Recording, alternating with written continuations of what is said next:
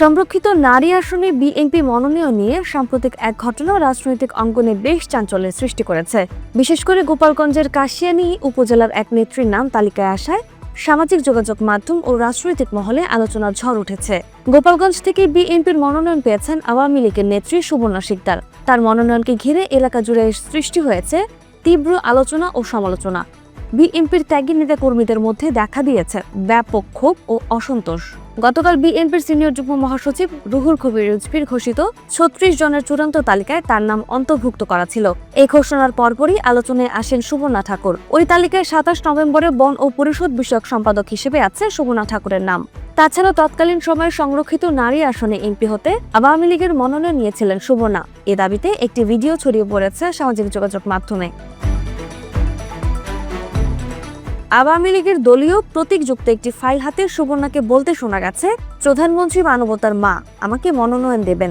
আমি জন্মলগ্ন থেকেই আওয়ামী লীগে আছি শেখ হাসিনার হাতকে শক্তিশালী করার জন্য। এদিকে এই ঘটনার পর স্থানীয় বিএনপি নেতাকর্মীদের মাঝে মিশ্র প্রতিক্রিয়া সৃষ্টি হয়েছে। স্থানীয় বিএনপির একাধিক নেতাদের মতে দীর্ঘদিন দলের জন্য ত্যাগ স্বীকার করেছে। নেতাকর্মীদের মূল্যায়ন হওয়া উচিত ছিল।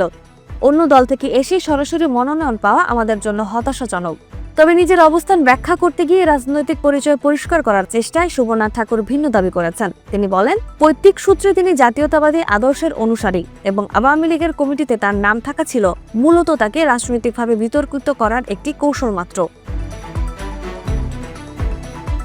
তার মতে বিএনপিতে যোগ দিয়ে তিনি নিজের আসল ঘরে ফিরেছেন এবং দলের হাইকমান্ড তার এই অনুগত্য ও ত্যাগের মূল্যায়ন করেছে।